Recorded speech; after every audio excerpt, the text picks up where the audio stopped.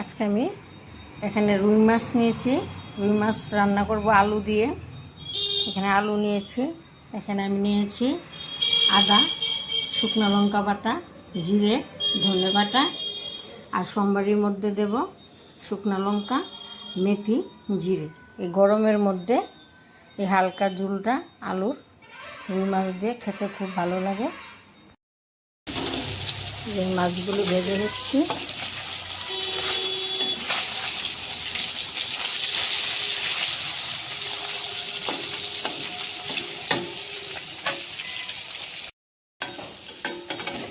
আমি আলুগুলি ভেজে নিচ্ছি।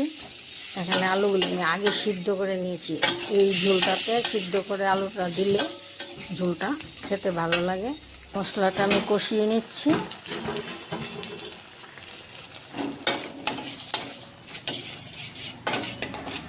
আমি আগের থেকে গরম জল এখানে জল সিদ্ধ করে রেখেছি। সিদ্ধ জলটা দিয়ে নেব।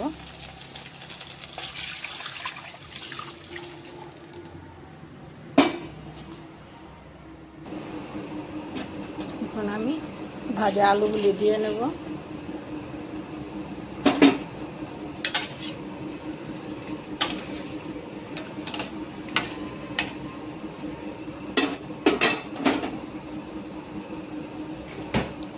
মাছগুলো দিয়ে নেব।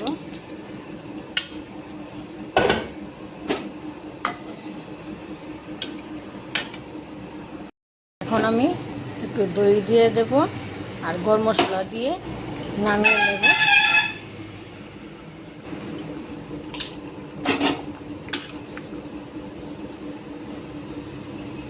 আমার আলু দিয়ে রুই মাছের ঝোল হয়ে গেছে। এই যে নামিয়ে নিলাম।